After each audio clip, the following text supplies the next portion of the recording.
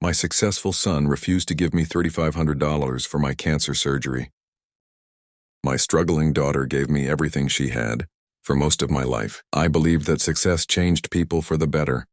I thought that when someone became wealthy, they would become more generous, more grateful, and more willing to help the people who had sacrificed for them. I believed this because of my son Daniel. Daniel had always been ambitious. Even as a child, he talked about owning a large company, driving expensive cars, and living in a beautiful house. His dreams were bigger than our small home and our modest income. His father passed away when Daniel was only 12, leaving me to raise him and his younger sister Emily alone. I worked 2 jobs for years. During the day, I cleaned offices. At night, I worked at a small grocery store. There were many evenings when I came home exhausted, but I still cooked dinner, helped them with homework, and reminded them that education could change their lives. Daniel was brilliant. He earned a scholarship, graduated from university, and eventually became a successful businessman. I was proud of him every time someone asked about my children. I talked about Daniel's achievements. My son owns his own company. I would say with a smile he worked very hard for it. Emily was different. She was kind, gentle, and always thinking about other people. She became a teacher, but teaching did not pay much. She lived in a small apartment and struggled to pay her bills. Still, she always called me every evening. "Mom, did you eat?" She would ask Mom, "Do you need anything, Mom? I'll come by this weekend." Daniel called much less. He was always busy. There was always a meeting, a business trip, or an important event. Whenever I visited him, he treated me politely, but I often felt like a guest in his house instead of his mother. Then one winter morning, everything changed. I had been feeling weak for several months. At first, I blamed my age. I told myself that everyone became tired as they got older. But the pain grew worse, and I finally went to the doctor. After several tests, the doctor asked me to sit down. "I'm afraid you have cancer," he said quietly for a moment. I could not hear anything else. The room became silent. I stared at the doctor's face, hoping I had misunderstood. He explained that the cancer could be treated, but I needed surgery soon. My insurance would cover part of the cost, but I still needed to pay $3,500. $3,500 to Daniel. That amount was probably less than the cost of one of his business dinners, but to me it was impossible. I had only a small amount of savings, and most of it was needed for rent, food, and medicine that evening. I sat alone at my kitchen table and looked at my old photographs. There was one of Daniel graduating from university. I remembered selling my wedding ring to help pay for his final semester. There was another photograph of him receiving his first business award.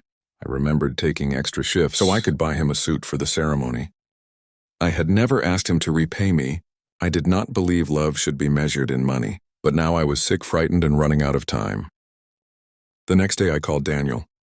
"Mom, I'm in the middle of something." He answered, "I know." I said, "I'm sorry. I wouldn't call if it wasn't important." He sighed. "What happened?"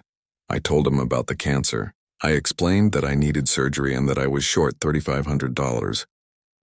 There was silence. Then he said, "Mom, I'm sorry you're going through this, but things are complicated right now." "Complicated?" I asked. "My company is expanding. I have employees to pay, investments to manage, and a lot of expenses." "I understand," I said softly. "I'm not asking for much. I only need help with the surgery." $3,500 is still a lot of money. He replied, "You should look into other options. Maybe a loan or a charity program." I felt my heart sink. "Daniel," I whispered, "the doctor said I should not wait. I'm sorry, Mom. I really can't help right now." Then he ended the call. I sat there holding the phone. I did not cry immediately. I was too shocked. I kept thinking about all the years I had worked to give him a better life. I remembered skipping meals so he could have lunch money. I remembered walking through heavy rain to pick him up from school because we could not afford a car. I remembered telling him, "One day you will have opportunities I never had." And now, when I needed him most, he told me to take out a loan.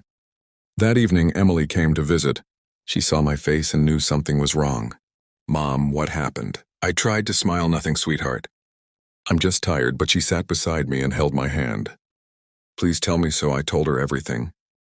I told her about the diagnosis, the surgery, and my conversation with Daniel.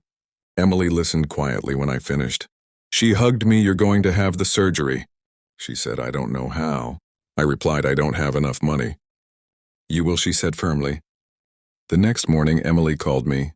Mom, I have the money. I laughed because I thought she was joking. Emily, you don't have 3,500.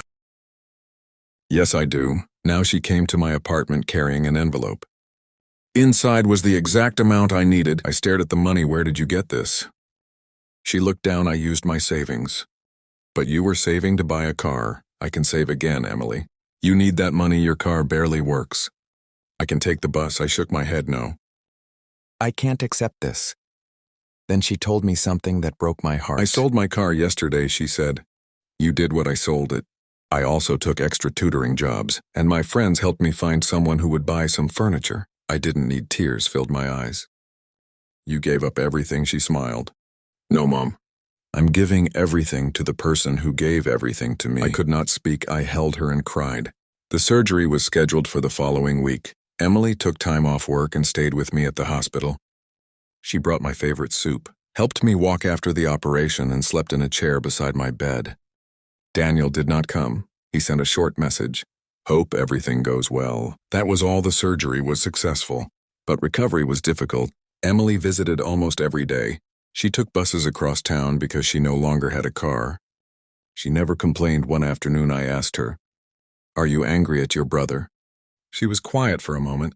"I'm disappointed," she said, "but I don't want to carry anger. I just want you to get better." Months passed and my health slowly improved. Then Daniel called Mom. "I'm coming over," he said. When he arrived, he looked tired. His expensive suit was wrinkled and his confident smile was gone. He sat at my kitchen table and stared at his hands. "My company is having problems," he said. "We lost a major client. Some investors are leaving." I listened quietly, then he looked at me. "I need help." I was confused. "What kind of help?" "I need a loan. Just temporarily. I need $50,000 to keep things stable." For a moment I remembered the day I had asked him for $3,500. I remembered his words, "You should look into other options." I could have repeated those words. I could have told him to ask a banker, find a charity. I could have made him feel the same pain he had given me. But I did not, Daniel. I said, "I don't have $50,000. His face fell. "But I do have something more important." What the truth? I looked directly into his eyes. Success did not make you strong. It made you forget who helped you become successful. When I needed you, you looked at me like I was an expense. He lowered his head. "I know." He whispered, "Your sister had almost nothing, but she gave me everything. You had everything, but you refused to give even a small part." Tears appeared in his eyes. "I was selfish," he said. "I kept telling myself that I had worked for my money and that everyone should solve their own problems. But I forgot what you sacrificed for me." I remained silent. Then he asked, "Can you forgive me?"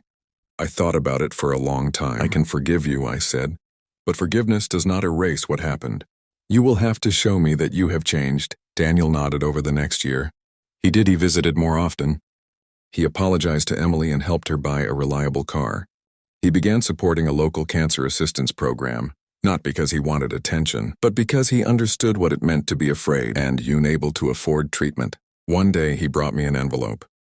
Inside was a check for $3,500. "What is this?" I asked. "The money I should have given you," he said. I looked at him.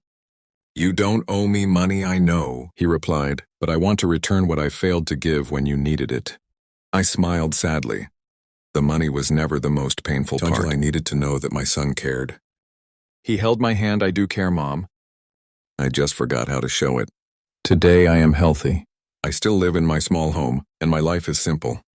Daniel is rebuilding his business, but he is no longer the same man. Emily still teaches, still struggles sometimes, and still calls me every evening.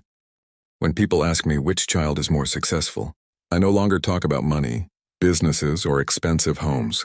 I tell them this: my son learned that wealth means nothing if you forget the people who sacrificed for you. My daughter taught me that even someone with very little can be the richest person in the room. Because when I needed $3,500 to save my life, one child saw a financial burden, the other saw her mother, and that made all the difference.